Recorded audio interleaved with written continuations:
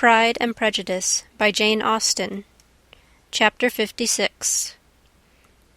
One morning, about a week after Bingley's engagement with Jane had been formed, as he and the females of the family were sitting together in the dining-room, their attention was suddenly drawn to the window by the sound of a carriage, and they perceived a chaise and four driving up the lawn. It was too early in the morning for visitors, and besides, the equipage did not answer to that of any of their neighbours. The horses were post, and neither the carriage nor the livery of the servant who preceded it were familiar to them. As it was certain, however, that somebody was coming, Bingley instantly prevailed on Miss Bennet to avoid the confinement of such an intrusion, and walk away with him into the shrubbery. They both set off, and the conjectures of the remaining three continued, though with little satisfaction, till the door was thrown open and their visitor entered. It was Lady Catherine de Bourgh. They were, of course, all intending to be surprised, but their astonishment was beyond their expectation, and on the part of Mrs. Bennet and Kitty, though she was perfectly unknown to them, even inferior to what Elizabeth felt. She entered the room with an air more than usually ungracious, made no other reply to Elizabeth's salutation than a slight inclination of the head, and sat down without saying a word. Elizabeth had mentioned her name to her mother on her ladyship's entrance, though no request of introduction had been made. Mrs. Bennet, all amazement, though flattered by having a guest of such high importance, received her with the utmost politeness. After sitting for a moment in silence, she said very stiffly to Elizabeth, "I hope you are well, Miss Bennet. That lady, I suppose, is your mother." Elizabeth replied very concisely that she was. "And that, I suppose, is one of your sisters." "Yes, madam," said Mrs. Bennet, delighted to speak to a Lady Catherine. "She is my youngest girl but one. My youngest of all is lately married, and my eldest is somewhere about the grounds, walking with a young man who, I believe, will soon become a part of the family." "You have a very small park here," returned Lady Catherine, after a short silence. "It is nothing in comparison of Rosings, my lady, I dare say, but I assure you it is much larger than Sir William Lucas's." "This must be a most inconvenient sitting-room for the evening, in summer. The windows are full west." Mrs. Bennet assured her that they never sat there after dinner, and then added, "May I take the liberty of asking your ladyship whether you left Mr. and Mrs. Collins well?"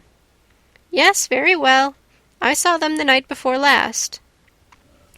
Elizabeth now expected that she would produce a letter for her from Charlotte, as it seemed the only probable motive for her calling, but no letter appeared, and she was completely puzzled. Mrs. Bennet, with great civility, begged her ladyship to take some refreshment, but Lady Catherine very resolutely, and not very politely, declined eating anything, and then, rising up, said to Elizabeth, "Miss Bennet, there seemed to be a prettyish kind of a little wilderness on one side of your lawn. I should be glad to take a turn in it, if you will favour me with your company." "Go, my dear," cried her mother, "and show her ladyship about the different walks. I think she will be pleased with the hermitage." Elizabeth obeyed, and running into her own room for her parasol, attended her noble guest downstairs. As they passed through the hall, Lady Catherine opened the doors into the dining-parlour and drawing-room, and pronouncing them, after a short survey, to be decent-looking rooms, walked on. Her carriage remained at the door, and Elizabeth saw that her waiting-woman was in it. They proceeded in silence along the gravel walk that led to the copse.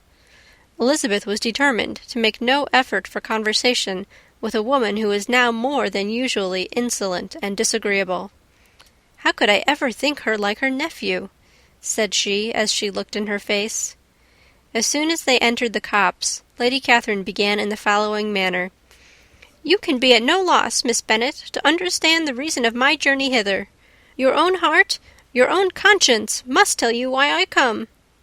Elizabeth looked with unaffected astonishment. "Indeed, you are mistaken, madam. I have not been at all able to account for the honour of seeing you here." "Miss Bennet," replied her ladyship in an angry tone, You ought to know that I am not to be trifled with. But however insincere you may choose to be, you shall not find me so. My character has ever been celebrated for its sincerity and frankness, and in a cause of such a moment as this, I shall certainly not depart from it. A report of a most alarming nature reached me 2 days ago. I was told that not only your sister was on the point of being most advantageously married, but that Miss Elizabeth Bennet, would in all likelihood be soon afterwards united to my nephew, my own nephew, Mr. Darcy. Though I know it must be a scandalous falsehood, though I would not injure him so much as to suppose the truth of it possible, I instantly resolved on setting off for this place, that I might make my sentiments known to you. If you believed it impossible to be true, said Elizabeth, colouring with astonishment and disdain, I wonder you took the trouble of coming so far. What could your ladyship propose by it? At once to insist upon having such a report universally contradicted. Your coming to Longbourn to see me and my family, said Elizabeth coolly, will be rather a confirmation of it, if indeed such a report is in existence. If! Do you then pretend to be ignorant of it? Has it not been industriously circulated by yourselves? Do you not know that such a report is spread abroad? I never heard that it was. And you can likewise declare that there is no foundation for it? I do not pretend to possess equal frankness with your ladyship. You may ask questions which I shall not choose to answer. This is not to be borne, Miss Bennet. I insist on being satisfied. Has my nephew made you an offer of marriage? Your ladyship has declared it to be impossible. It ought to be so. It must be so, while he retains the use of his reason. But your arts and allurements may, in a moment of infatuation, have made him forget what he owes to himself and to all his family. You may have drawn him in. If I have, I shall be the last person to confess it. Miss Bennet, do you know who I am? I have not been accustomed to such language as this. I am almost the nearest relation he has in the world, and am entitled to know all his dearest concerns. But you are not entitled to know mine, nor will such behaviour as this ever induce me to be explicit. Let me be rightly understood. This match, to which you have the presumption to aspire, can never take place. No, never. Mr. Darcy is engaged to my daughter. Now what have you to say? Only this, that if he is so, you can have no reason to suppose he will make an offer to me. Lady Catherine hesitated for a moment, and then replied, The engagement between them is of a peculiar kind. From their infancy they have been intended for each other. It was the favourite wish of his mother, as well as of hers.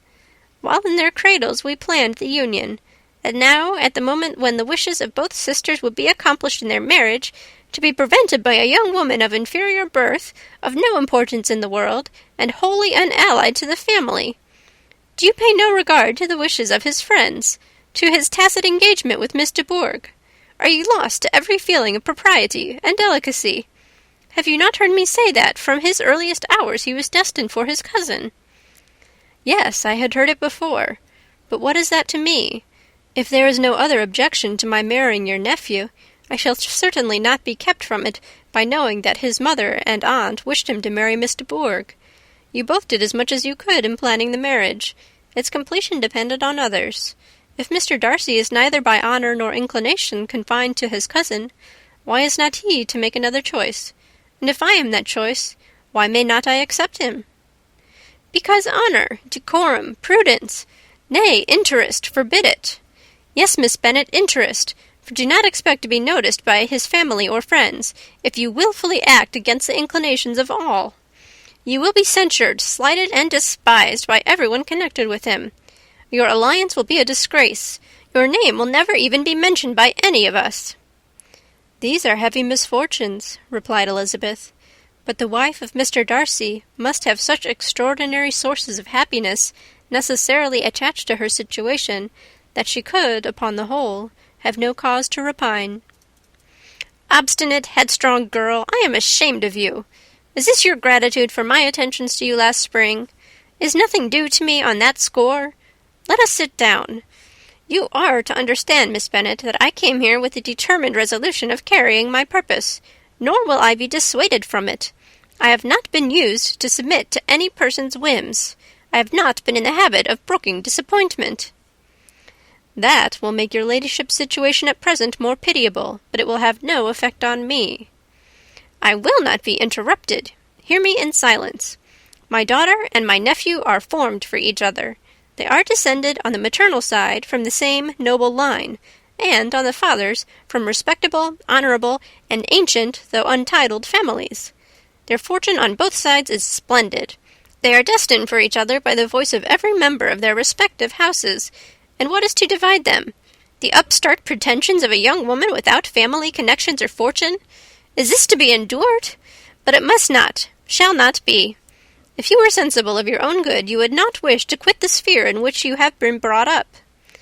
"In marrying your nephew, I should not consider myself as quitting that sphere. He is a gentleman. I am a gentleman's daughter. So far we are equal." "True, you are a gentleman's daughter. But who was your mother? Who are your uncles and aunts? Do not imagine me ignorant of their condition." "Whatever my connections may be," said Elizabeth, "if your nephew does not object to them, they can be nothing to you." "Tell me once and for all, are you engaged to him?" Though Elizabeth would not, for the mere purpose of obliging Lady Catherine, have answered this question, she could not but say, after a moment's deliberation, "I am not." Lady Catherine seemed pleased. "And will you promise me never to enter into such an engagement?" "I will make no promise of the kind." "Miss Bennet, I am shocked and astonished. I expected to find a more reasonable young woman. But do not deceive yourself into a belief that I will ever recede.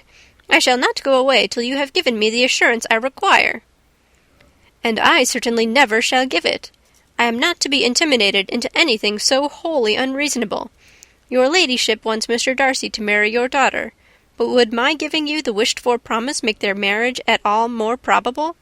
Supposing him to be attached to me, would my refusing to accept his hand make him wish to bestow it on his cousin? Allow me to say, Lady Catherine, that the arguments with which you have supported this extraordinary application have been as frivolous as the application was ill-judged. You have widely mistaken my character, if you think I can be worked on by such persuasions as these. How far your nephew might approve of your interference in his affairs I cannot tell, but you have certainly no right to concern yourself in mine. I must beg, therefore, to be importuned no further on this subject." "Not so hasty, if you please. I have by no means done. To all the objections I have already urged, I have still another to add. I am no stranger to the particulars of your youngest sister's infamous elopement. I know it all, that the young man's marrying her was a patched-up business, at the expense of your father and uncles. And is such a girl to be my nephew's sister? Is her husband, is the son of his late father's steward, to be his brother? Heaven and earth, of what are you thinking? Are the shades of Pemberley to be thus polluted?" "You can now have nothing further to say," she resentfully answered. "You have insulted me in every possible method. I must beg to return to the house." And she rose as she spoke. Lady Catherine rose also, and they turned back. Her ladyship was highly incensed. "You have no regard, then, for the honour and credit of my nephew. Unfeeling, selfish girl! Do you not consider that a connection with you must disgrace him in the eyes of everybody?" "Lady Catherine, I have nothing further to say. You know my sentiments." "You are then resolved to have him?" "I have said no such thing. I am only resolved to act in that manner which will, in my own opinion, constitute my happiness, without reference to you, or to any person so wholly unconnected with me." "It is well. You refuse, then, to oblige me. You refuse to obey the claims of duty, honour, and gratitude. You are determined to ruin him in the opinion of all his friends, and make him the contempt of the world." "Neither duty, nor honour, nor gratitude," replied Elizabeth, "have any possible claim on me in the present instance. No principle of either would be violated by my marriage with Mr. Darcy, and with regard to the resentment of his family, or the indignation of the world, if the former were excited by his marrying me, it would not give me one moment's concern, and the world in general would have too much sense to join in the scorn." "And this is your real opinion? This is your final resolve? Very well. I shall now know how to act. Do not imagine, Miss Bennet, that your ambition will ever be gratified. I came to try you. I hoped to find you reasonable, but depend upon it, I will carry my point." In this manner Lady Catherine talked on till they were at the door of the carriage, when, turning hastily round, she added, "I take no leave of you, Miss Bennet. I send no compliments to your mother. You deserve no such attention. I am most seriously displeased."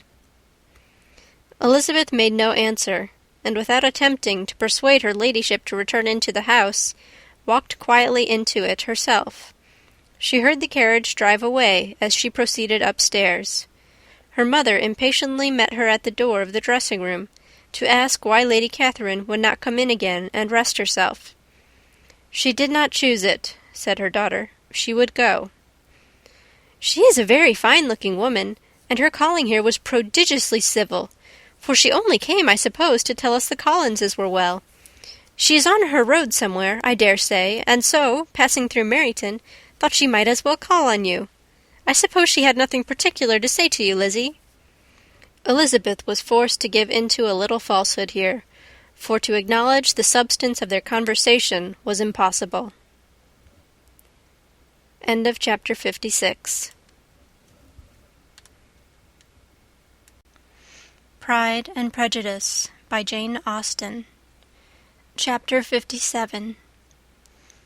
The discomposure of spirits which this extraordinary visit threw Elizabeth into could not be easily overcome, nor could she, for many hours, learn to think of it less than incessantly. Lady Catherine, it appeared, had actually taken the trouble of this journey from Rosings for the sole purpose of breaking off her supposed engagement with Mr. Darcy. It was a rational scheme, to be sure, but from what the report of their engagement could originate, Elizabeth was at a loss to imagine, till she recollected that his being the intimate friend of Bingley, and her being the sister of Jane, was enough, at a time when the expectation of one wedding made everybody eager for another, to supply the idea.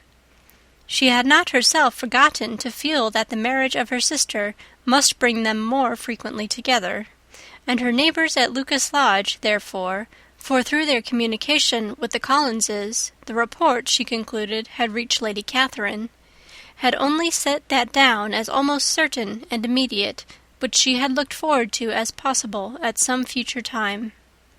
In revolving Lady Catherine's expressions, however, she could not help feeling some uneasiness as to the possible consequence of her persisting in this interference.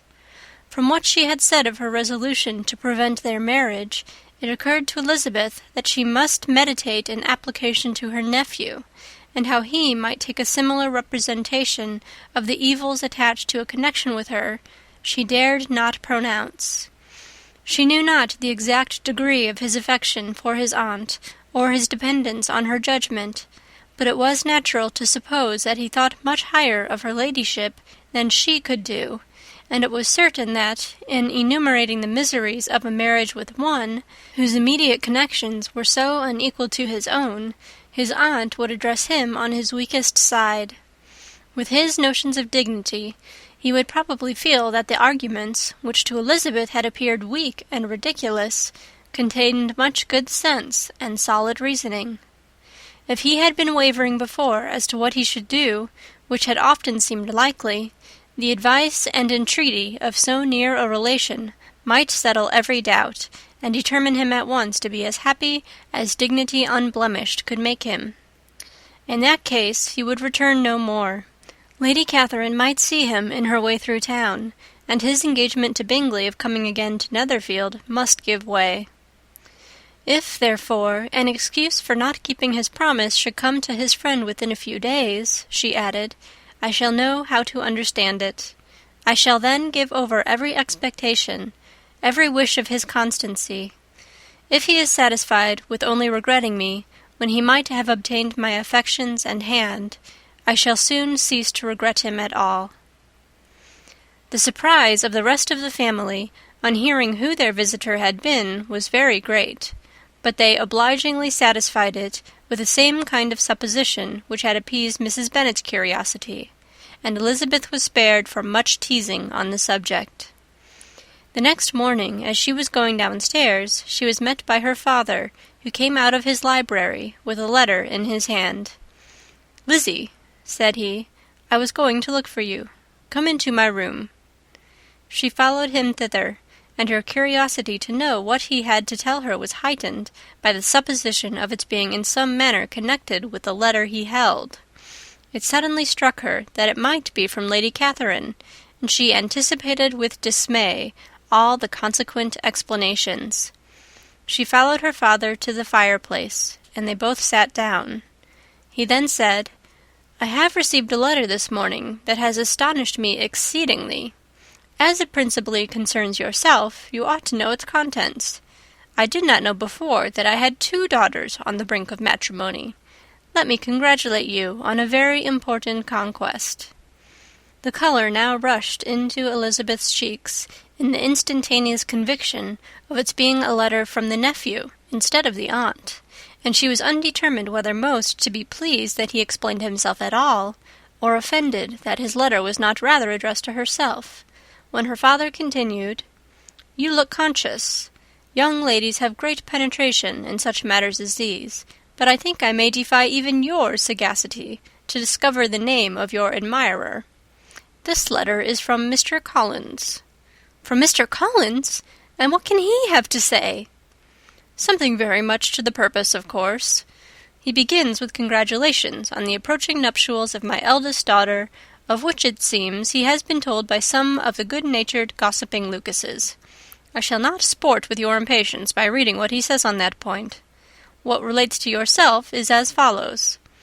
Having thus offered you the sincere congratulations of Mrs. Collins and myself on this happy event, let me now add a short hint on the subject of another, of which we have been advertised by the same authority. Your daughter Elizabeth, it is presumed, will not long bear the name of Bennet, after her elder sister has resigned it, and the chosen partner of her fate may be reasonably looked up to as one of the most illustrious personages in the land. Can you possibly guess, Lizzie, who is meant by this? This young gentleman is blessed in a peculiar way with everything the heart of mortal can most desire, splendid property, noble kindred, and extensive patronage. Yet in spite of all these temptations, let me warn my cousin Elizabeth and yourself of what evils you may incur by a precipitate closure with this gentleman's proposals, which, of course, you will be inclined to take immediate advantage of. Have you any idea, Lizzie, who this gentleman is? But now it comes out. My motive for cautioning you is as follows.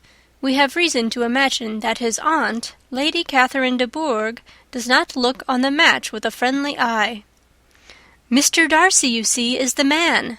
Now, Lizzie, I think I have surprised you. Could he or the Lucases have pitched on any man within the circle of our acquaintance whose name would have given the lie more effectually to what they related? Mr. Darcy, who never looks at any woman but to see a blemish, and who probably never looked at you in his life. It is admirable." Elizabeth tried to join in her father's pleasantry, but could only force one most reluctant smile. Never had his wit been directed in a manner so little agreeable to her. "Are you not diverted?"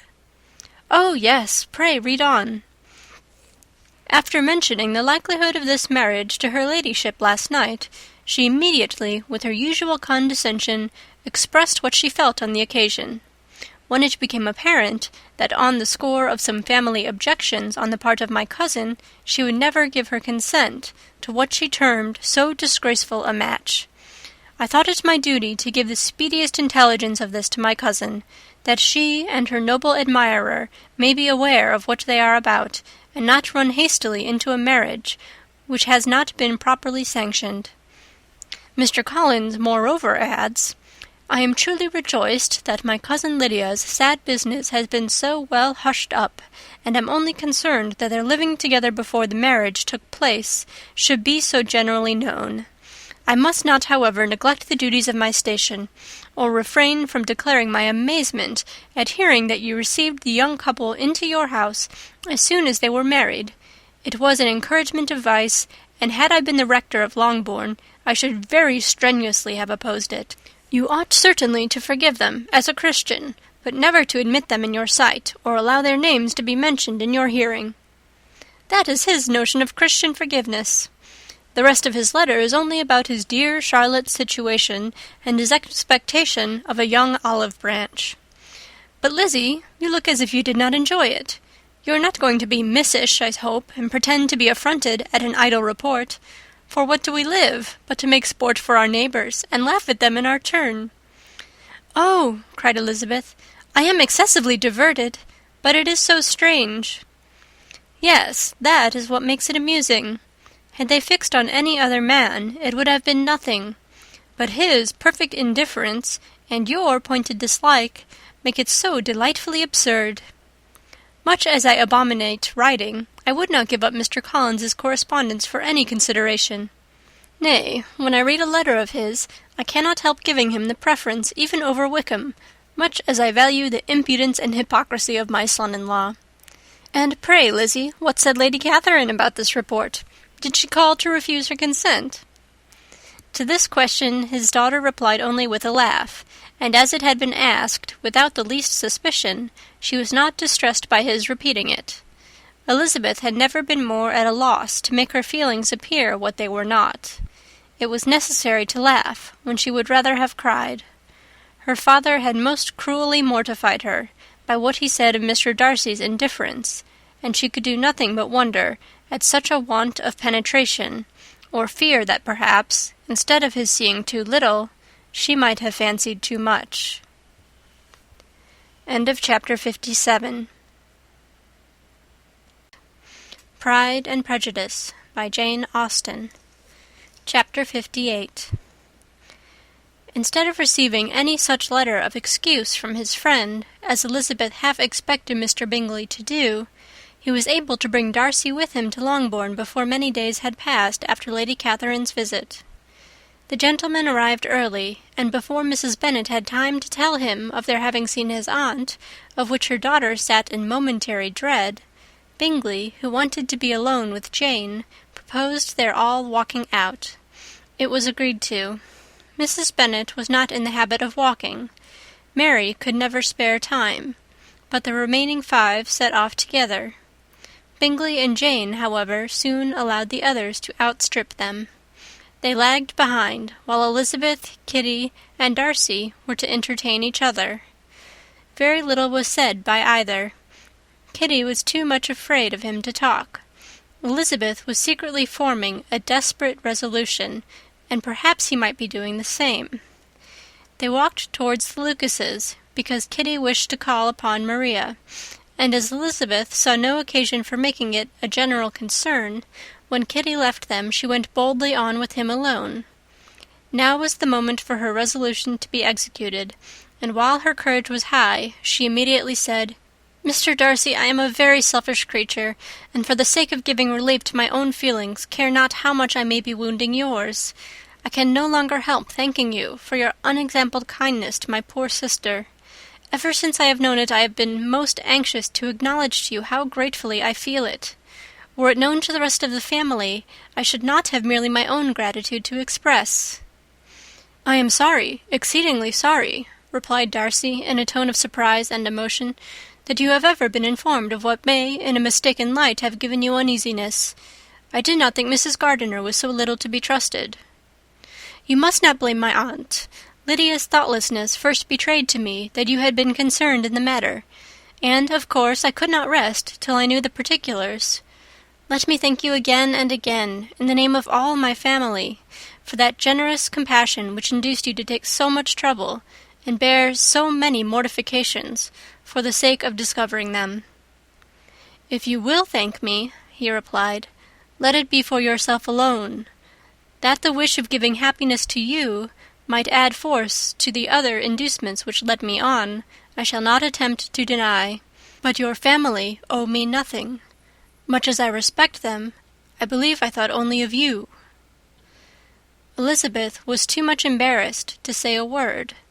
After a short pause, her companion added, "You are too generous to trifle with me. If your feelings are still what they were last April, tell me so at once. My affections and wishes are unchanged, but one word from you will silence me on this subject forever."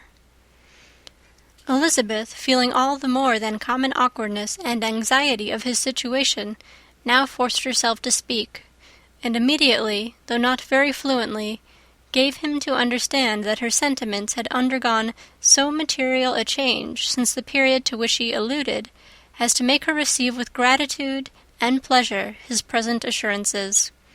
The happiness which this reply produced was such as he had probably never felt before, and he expressed himself on the occasion as sensibly and as warmly as a man violently in love can be supposed to do.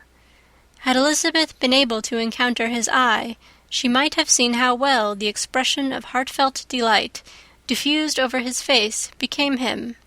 But, though she could not look, she could listen, and he told her of feelings which, in proving of what importance she was to him, made his affection every moment more valuable. They walked on, without knowing in what direction. There was too much to be thought and felt and said for attention to any other objects. She soon learnt that they were indebted for their present good understanding to the efforts of his aunt, who did call on him in her return through London, and there relate her journey to Longbourn, its motive, and the substance of her conversation with Elizabeth, dwelling emphatically on every expression of the latter which, in her ladyship's apprehension, peculiarly denoted her perverseness and assurance, in the belief that such a relation must assist her endeavours to obtain that promise from her nephew which she had refused to give. But unluckily for her ladyship, its effect had been exactly contrariwise. "It taught me to hope," said he, "as I had scarcely ever allowed myself to hope before. I knew enough of your disposition to be certain that, had you been absolutely, irrevocably decided against me, you would have acknowledged it to Lady Catherine, frankly and openly." Elizabeth coloured and laughed as she replied, "Yes, you know enough of my frankness to believe me capable of that. After abusing you so abominably to your face, I could have no scruple in abusing you to all your relations.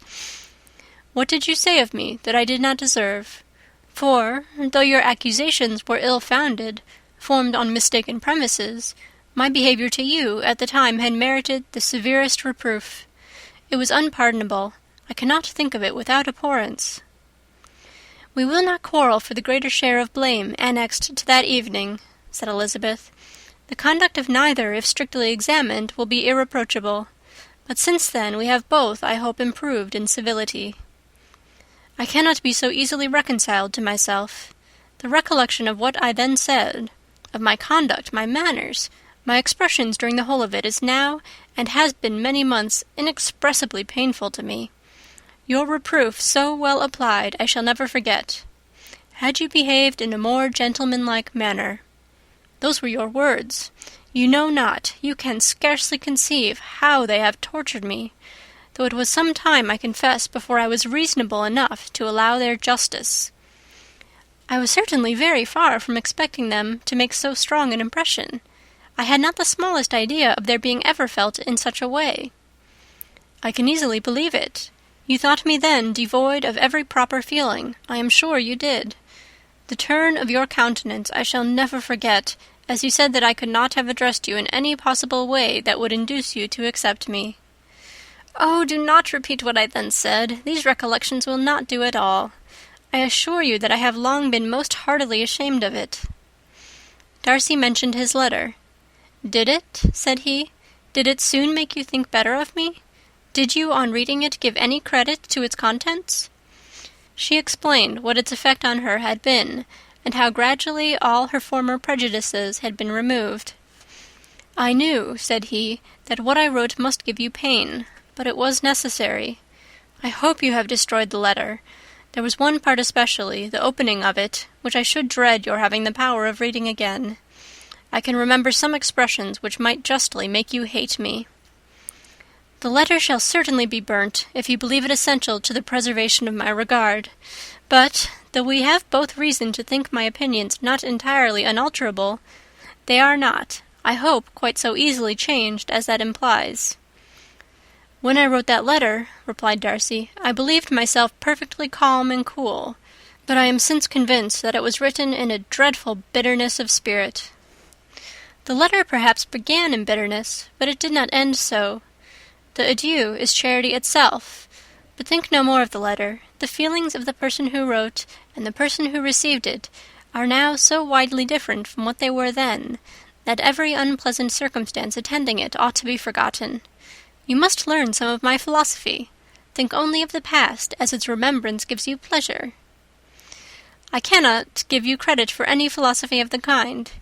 Your retrospections must be so totally void of reproach that the contentment arising from them is not of philosophy, but, what is much better, of innocence.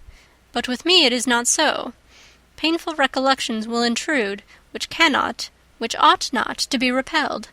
I have been a selfish being all my life, in practice, though not in principle. As a child I was taught what was right, but I was not taught to correct my temper. I was given good principles, but left to follow them in pride and conceit. Unfortunately, an only son, for many years an only child, I was spoilt by my parents, who, though good themselves, my father particularly all that was benevolent and amiable, allowed, encouraged, almost taught me to be selfish and overbearing, to care for none beyond my own family circle, to think meanly of all the rest of the world, to wish at least to think meanly of their sense and worth compared with my own. Such I was from 8 to 28, and such I might still have been, but for you, dearest, loveliest Elizabeth. What do I not owe you? You taught me a lesson, hard indeed at first, but most advantageous. By you I was properly humbled. I came to you without a doubt of my reception. You showed me how insufficient were all my pretensions to please a woman worthy of being pleased. Had you then persuaded yourself that I should? Indeed I had. What will you think of my vanity? I believed you to be wishing, expecting my addresses. My manners must have been in fault, but not intentionally, I assure you. I never meant to deceive you, but my spirits might often lead me wrong. How you must have hated me after that evening! Hate you? I was angry perhaps at first, but my anger soon began to take a proper direction. I am almost afraid of asking what you thought of me when we met at Pemberley. You blamed me for coming? No, indeed. I felt nothing but surprise. Your surprise could not be greater than mine in being noticed by you. My conscience told me that I deserved no extraordinary politeness, and I confess that I did not expect to receive more than my due. My object then, replied Darcy, was to show you, by every civility in my power, that I was not so mean as to resent the past, and I hoped to obtain your forgiveness, to lessen your ill opinion by letting you see that your reproofs had been attended to. How soon any other wishes introduced themselves I can hardly tell, but I believe in about half an hour after I had seen you. He then told her of Georgiana's delight in her acquaintance, and of her disappointment at its sudden interruption, which naturally leading to the cause of that interruption, she soon learnt that his resolution of following her from Derbyshire in quest of her sister had been formed before he quitted the inn, and that his gravity and thoughtfulness there had arisen from no other struggles than what such a purpose must comprehend. She expressed her gratitude again, but it was too painful a subject to each to be dwelt on farther. After walking several miles in a leisurely manner, and too busy to know anything about it, they found at last, on examining their watches, that it was time to be at home. What would become of Mr. Bingley and Jane? Was a wonder which introduced the discussion of their affairs. Darcy was delighted with their engagement. His friend had given him the earliest information of it. "I must ask whether you were surprised?" said Elizabeth. "Not at all. When I went away I felt that it would soon happen." "That is to say, you had given your permission. I guessed as much." And though he exclaimed at the term, she found that it had been pretty much the case. "On the evening before my going to London," said he, "I made a confession to him, which I believe I ought to have made long ago. I told him of all that had occurred to make my former interference in his affairs absurd and impertinent. His surprise was great. He had never had the slightest suspicion. I told him, moreover, that I believed myself mistaken in supposing, as I had done, that your sister was indifferent to him, and as I could easily perceive that his attachment to her was unabated, I felt no doubt of their happiness together." Elizabeth could not help smiling at his easy manner of directing his friend. "Did you speak from your own observation," said she, "when you told him that my sister loved him, or merely from my information last spring?" "From the former. I had narrowly observed her during the 2 visits which I had lately made here, and I was convinced of her affection." "And your assurance of it, I suppose, carried immediate conviction to him?" "It did. Bingley is most unaffectedly modest. His diffidence had prevented his depending on his own judgment in so anxious a case, but his reliance on mine made everything easy. I was obliged to confess one thing, which for a time, and not unjustly, offended him. I could not allow myself to conceal that your sister had been in town 3 months last winter, that I had known it and purposely kept it from him. He was angry, but his anger, I am persuaded, lasted no longer than he remained in any doubt of your sister's sentiments. He has heartily forgiven me now." Elizabeth longed to observe that Mr. Bingley had been a most delightful friend, so easily guided that his worth was invaluable, but she checked herself. She remembered that he had yet to learn to be laughed at, and it was rather too early to begin. In anticipating the happiness of Bingley, which of course was to be inferior only to his own, he continued the conversation till they reached the house. In the hall they parted. End of chapter 58. Pride and Prejudice by Jane Austen. Chapter 59. "My dear Lizzie, where can you have been walking to?" was a question which Elizabeth received from Jane as soon as she entered their room, and from all the others when they sat down to the table. She had only to say in reply that they had wandered about till she was beyond her own knowledge.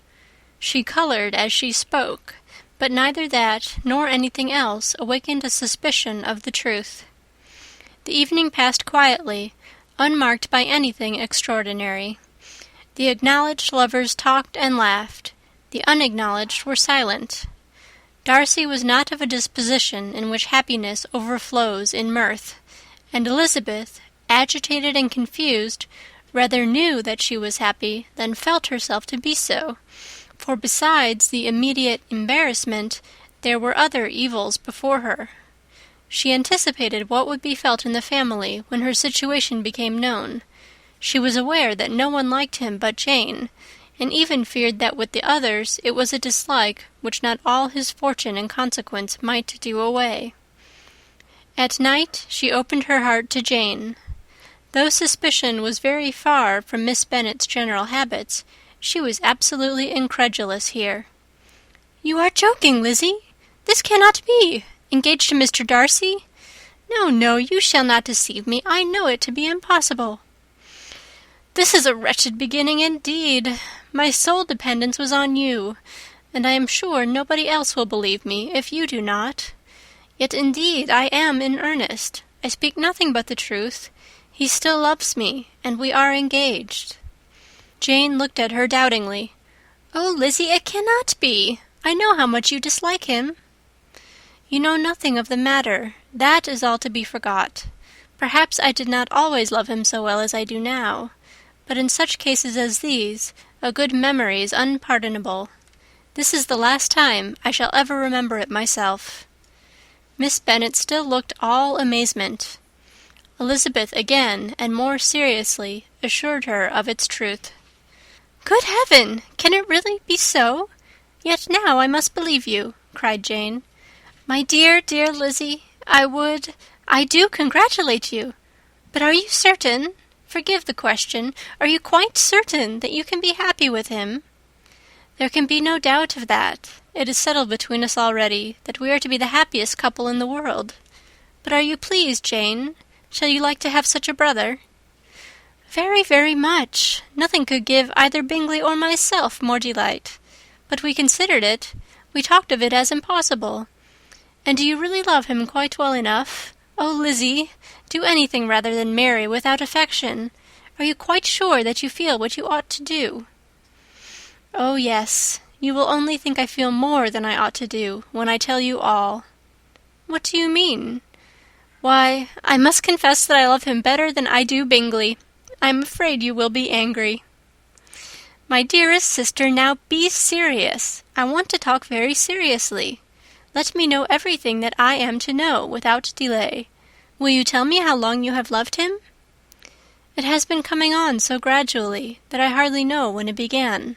But I believe I must date it from my first seeing his beautiful grounds at Pemberley." Another entreaty that she would be serious, however, produced the desired effect, and she soon satisfied Jane by her solemn assurances of attachment. When convinced on that article, Miss Bennet had nothing further to wish. "Now I am quite happy," said she, "for you will be as happy as myself. I always had a value for him. Were it for nothing but his love of you, I must always have esteemed him. But now, as Bingley's friend and your husband, there can be only Bingley and yourself more dear to me. But, Lizzie, you have been very sly, very reserved with me. How little did you tell me of what passed at Pemberley and Lambton! I owe all that I know of it to another, not to you." Elizabeth told her the motives of her secrecy. She had been unwilling to mention Bingley, and the unsettled state of her own feelings had made her equally avoid the name of his friend. But now she would no longer conceal from her his share in Lydia's marriage. All was acknowledged, and half the night spent in conversation. "Good gracious!" cried Mrs. Bennet, as she stood at a window the next morning. "If that disagreeable Mr. Darcy is not coming here again with our dear Bingley! What can he mean by being so tiresome as to be always coming here? I had no notion but he would go a-shooting or something or other and not disturb us with his company. What shall we do with him? Lizzie, you must walk out with him again, that he may not be in Bingley's way."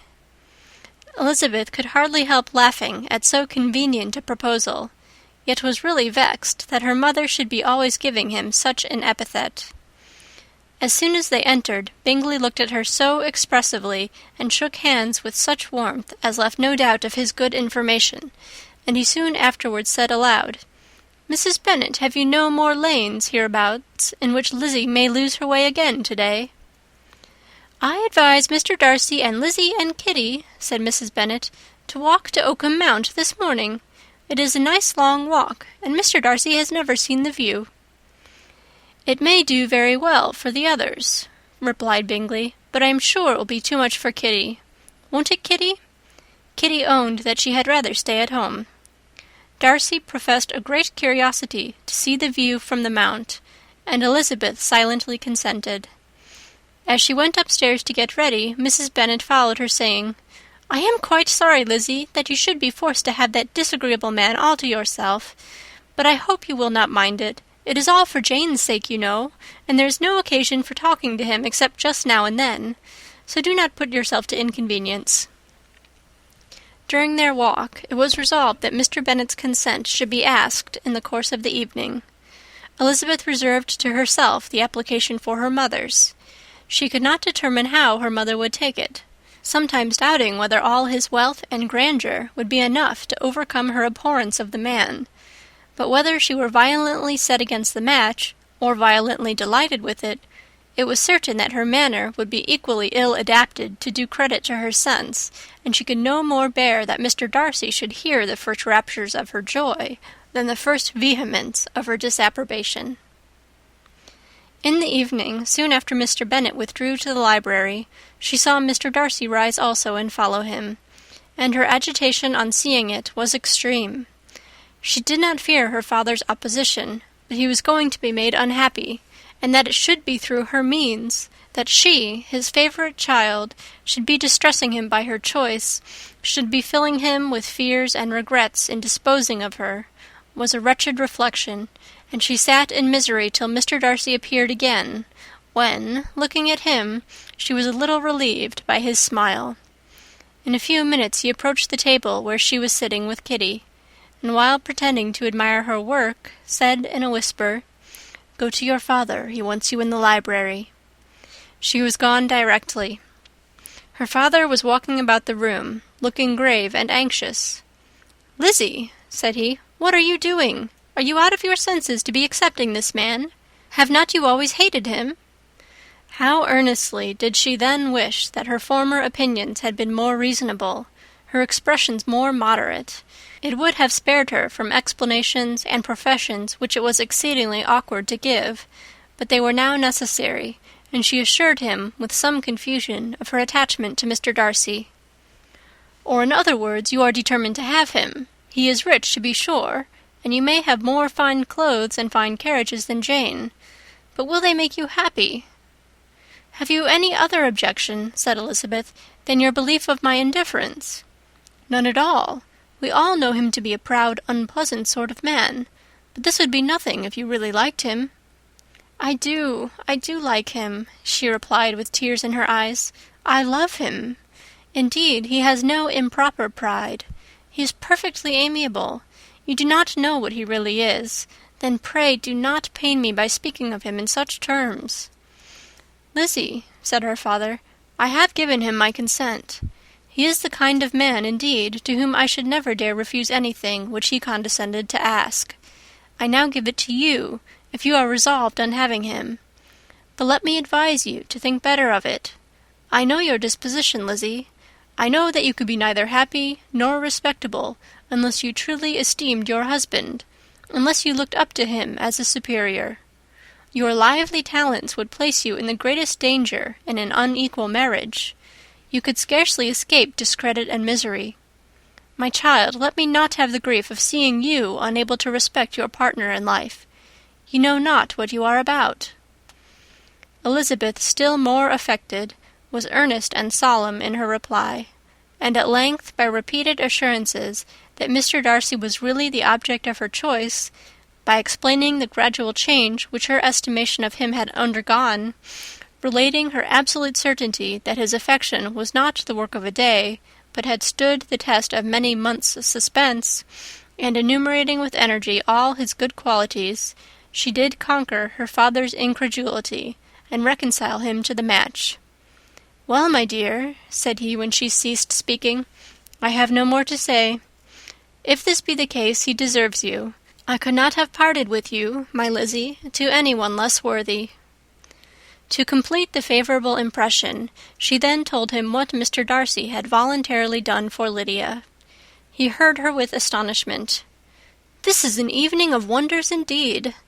And so Darcy did everything, made up the match, gave them money, paid the fellow's debts, and got him his commission. So much the better. It will save me a world of trouble and economy. Had it been your uncle's doing, I must and would have paid him. But these violent young lovers carry everything their own way. I shall offer to pay him tomorrow. He will rant and storm about his love for you, and there will be an end of the matter." He then recollected her embarrassment a few days before on his reading Mr. Collins's letter, and after laughing at her some time, allowed her at last to go, saying as she quitted the room, "If any young men come for Mary or Kitty, send them in, for I am quite at leisure." Elizabeth's mind was now relieved from a very heavy weight, and after half an hour's quiet reflection in her own room, she was able to join the others with tolerable composure. Everything was too recent for gaiety, but the evening passed tranquilly away. There was no longer anything material to be dreaded, and the comfort of ease and familiarity would come in time. When her mother went up to her dressing-room at night, she followed her, and made the important communication. Its effect was most extraordinary, for on first hearing it, Mrs. Bennet sat quite still, and unable to utter a syllable. Nor was it under many, many minutes that she could comprehend what she heard, though not in general backward to credit what was for the advantage of her family, or that came in the shape of a lover to any of them. She began at length to recover, to fidget about in her chair, get up, sit down again, wonder and bless herself.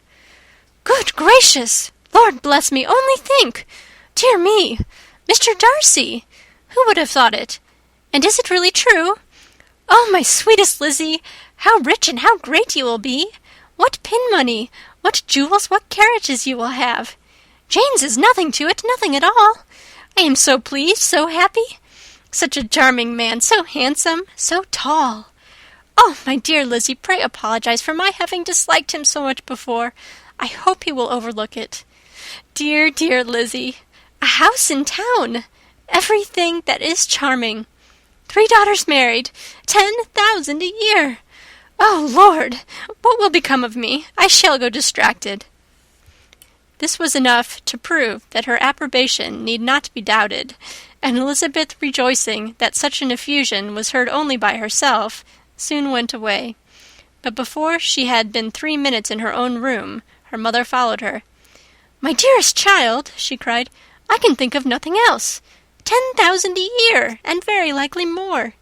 'Tis as good as a lord, and a special license. You must and shall be married by a special license. But, my dearest love, tell me what dish Mr. Darcy is particularly fond of, that I may have it to-morrow." This was a sad omen of what her mother's behaviour to the gentleman himself might be, and Elizabeth found that, though in the certain possession of his warmest affection, and secure of her relations' consent, there was still something to be wished for. But the morrow passed off much better than she expected, for Mrs. Bennet luckily stood in such awe of her intended son-in-law that she ventured not to speak to him, unless it was in her power to offer him any attention or mark her deference for his opinion.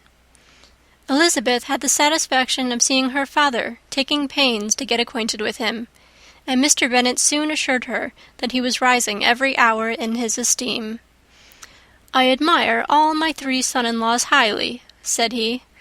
"Wickham, perhaps, is my favourite, but I think I shall like your husband quite as well as Jane's." End of chapter 59.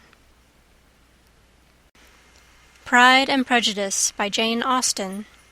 Chapter 60. Elizabeth's spirits soon rising to playfulness again, she wanted Mr. Darcy to account for his having ever fallen in love with her. "How could you begin?" said she. "I can comprehend your going on charmingly, when you had once made a beginning, but what could set you off in the first place?" "I cannot fix on the hour, or the spot, or the look, or the words which laid the foundation. It is too long ago. I was in the middle before I knew that I had begun. My beauty you had early withstood, and as for my manners, my behaviour to you was at least always bordering on the uncivil, and I never spoke to you without rather wishing to give you pain than not. Now be sincere. Did you admire me for my impertinence?" "For the liveliness of your mind, I did." "You may as well call it impertinence at once. It was very little less. The fact is that you were sick of civility, of deference, of officious attention. You were disgusted with the women who were always speaking and looking and thinking for your approbation alone. I roused and interested you because I was so unlike them.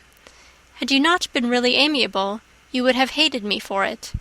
But in spite of the pains you took to disguise yourself, your feelings were always noble and just, and in your heart you thoroughly despised the persons who so assiduously courted you. There, I have saved you the trouble of accounting for it. And really, all things considered, I begin to think it perfectly reasonable. To be sure, you knew no actual good of me, but nobody thinks of that when they fall in love. Was there no good in your affectionate behaviour to Jane while she was ill at Netherfield?"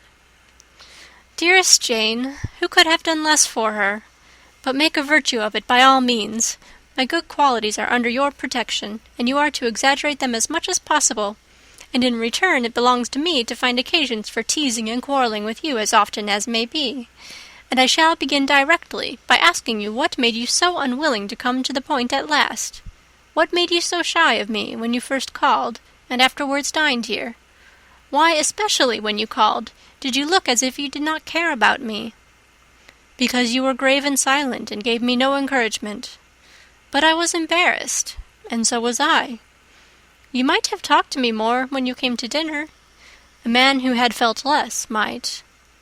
How unlucky that you should have a reasonable answer to give, and that I should be so reasonable as to admit it. But I wonder how long you would have gone on if you had been left to yourself. I wonder when you would have spoken if I had not asked you. My resolution of thanking you for your kindness to Lydia had certainly great effect. Too much, I am afraid. For what becomes of the moral, if our comfort springs from a breach of promise? For I ought not to have mentioned the subject. This will never do." "You need not distress yourself. The moral will be perfectly fair. Lady Catherine's unjustifiable endeavours to separate us were the means of removing all my doubts. I am not indebted for my present happiness to your eager desire of expressing your gratitude. I was not in a humour to wait for any opening of yours. My aunt's intelligence had given me hope, and I was determined at once to know everything. Lady Catherine has been of infinite use, which ought to make her happy, for she loves to be of use. But tell me, what did you come down to Netherfield for? Was it merely to ride to Longbourn and be embarrassed, or had you intended any more serious consequence? My real purpose was to see you, and to judge, if I could, whether I might ever hope to make you love me. My avowed one, or what I avowed to myself, was to see whether your sister were still partial to Bingley, and if she were, to make the confession to him which I have since made. Shall you ever have courage to announce to Lady Catherine what is to befall her? I am more likely to want more time than courage, Elizabeth, but it ought to be done, and if you will give me a sheet of paper, it shall be done directly. And if I had not a letter to write myself, I might sit by you and admire the evenness of your writing, as another young lady once did. But I have an aunt, too, who must not be longer neglected. From an unwillingness to confess how much her intimacy with Mr. Darcy had been overrated, Elizabeth had never yet answered Mrs. Gardiner's long letter. But now, having that to communicate which she knew would be most welcome, she was almost ashamed to find that her uncle and aunt had already lost 3 days of happiness, and immediately wrote as follows. I would have thanked you before, my dear aunt, as I ought to have done, for your long, kind, satisfactory detail of particulars, but to say the truth I was too cross to write. You supposed more than really existed. But now suppose as much as you choose. Give a loose rein to your fancy. Indulge your imagination in every possible flight which the subject will afford. And unless you believe me actually married, you cannot greatly err.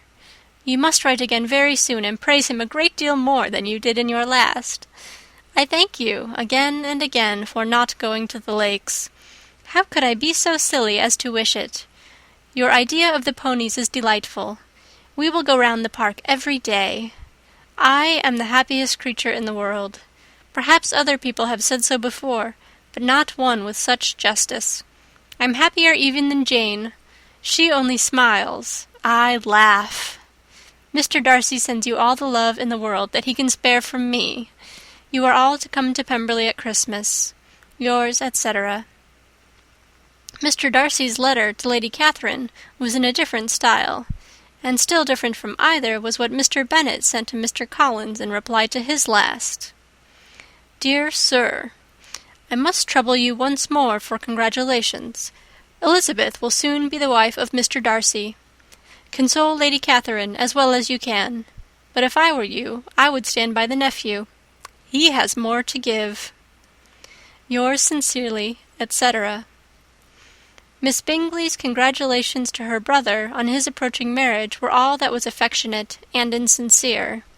She wrote even to Jane on the occasion to express her delight and repeat all her former professions of regard. Jane was not deceived, but she was affected, and though feeling no reliance on her, could not help writing her a much kinder answer than she knew she deserved. The joy which Miss Darcy expressed on receiving similar information was as sincere as her brother's in sending it. 4 sides of paper were insufficient to contain all her delight, and her earnest desire of being loved by her sister. Before any answer could arrive from Mr. Collins, or any congratulations to Elizabeth from his wife, the Longbourn family heard that the Collinses were coming themselves to Lucas Lodge. The reason of this sudden removal was soon evident. Lady Catherine had been rendered so exceedingly angry by the contents of her nephew's letter that Charlotte, really rejoicing in the match, was anxious to get away till the storm was blown over. At such a moment the arrival of her friend was a sincere pleasure to Elizabeth, though in the course of their meetings she must sometimes think the pleasure dearly bought when she saw Mr. Darcy exposed to all the parading and obsequious civility of her husband. He bore it, however, with admirable calmness. He could even listen to Sir William Lucas when he complimented him on carrying away the brightest jewel of the country, and expressed his hopes of their all meeting frequently at St. James's with very decent composure. If he did shrug his shoulders, it was not till Sir William was out of sight. Mrs. Phillips's vulgarity was another, and perhaps a greater, tax on his forbearance, and though Mrs. Phillips, as well as her sister, stood in too much awe of him to speak with the familiarity which Bingley's good humour encouraged, yet whenever she did speak she must be vulgar. Nor was her respect for him, though it made her more quiet, at all likely to make her more elegant. Elizabeth did all she could to shield him from the frequent notice of either, and was ever anxious to keep him to herself, and to those of her family with whom he might converse without mortification, and though the uncomfortable feelings arising from all this took from the season of courtship much of its pleasure, it added to the hope of the future, and she looked forward with delight to the time when they should be removed from society so little pleasing to either, to all the comfort and elegance of their family party at Pemberley. End of Chapter 60. Chapter 61.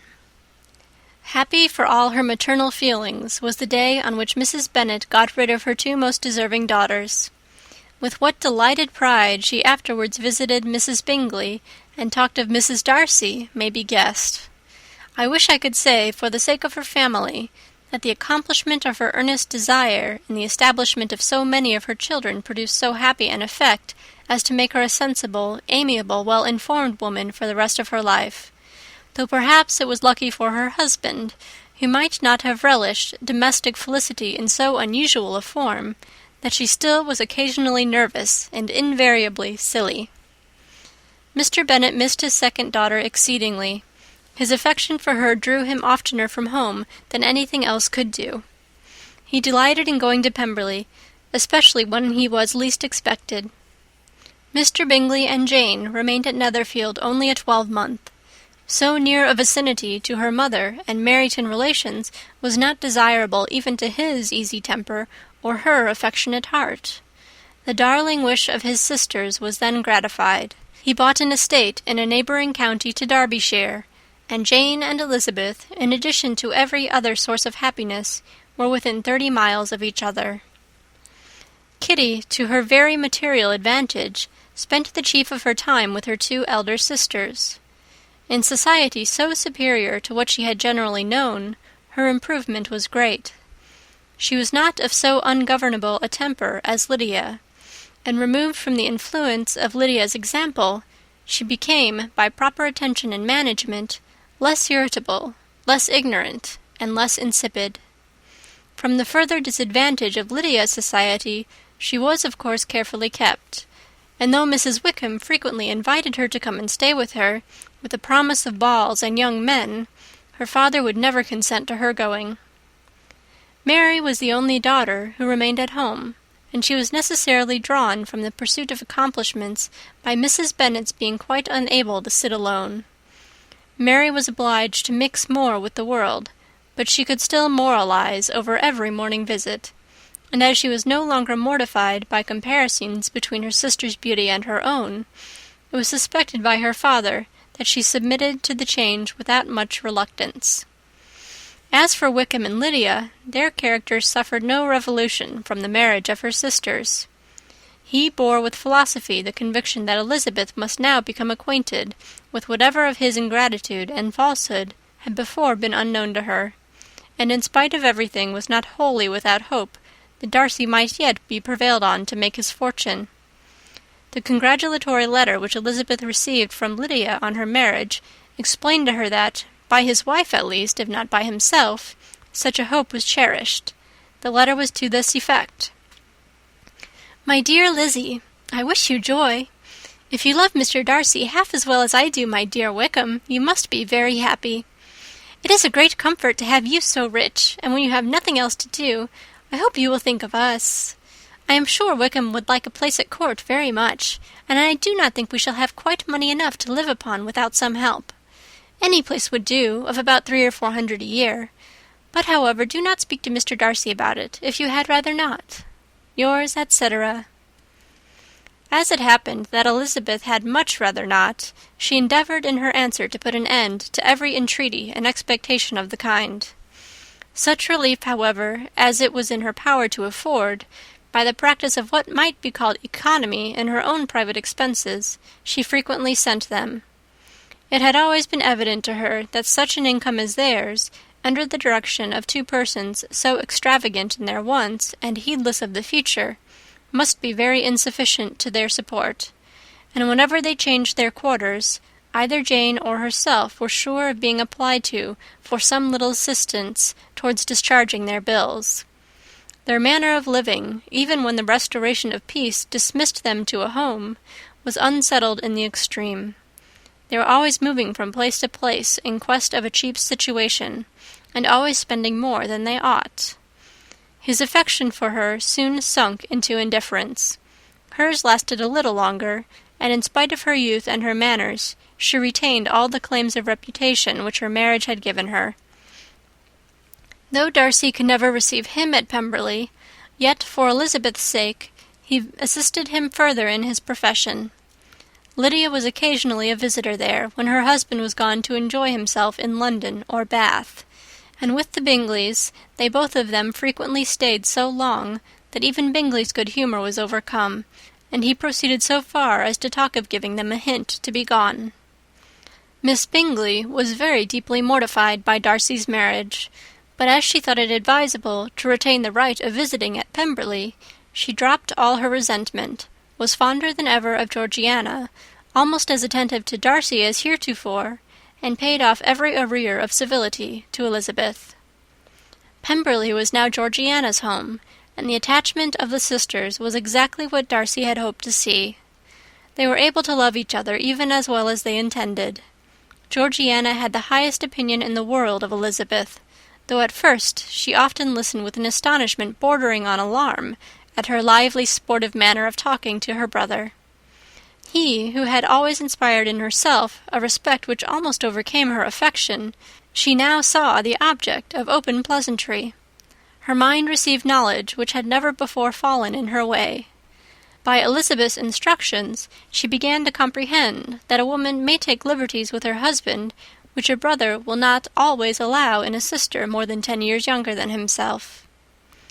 Lady Catherine was extremely indignant on the marriage of her nephew, and as she gave way to all the genuine frankness of her character in her reply to the letter which announced its arrangement, she sent him language so very abusive, especially of Elizabeth, that for some time all intercourse was at an end.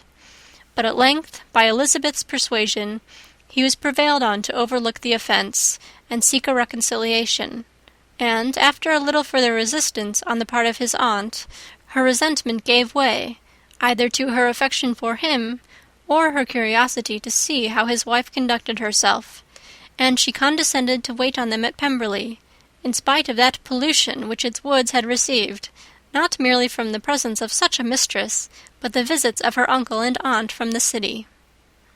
With the Gardiners they were always on the most intimate terms. Darcy, as well as Elizabeth, really loved them, and they were both ever sensible of the warmest gratitude towards the persons who, by bringing her into Derbyshire, had been the means of uniting them. End of chapter 61, and end of Pride and Prejudice by Jane Austen.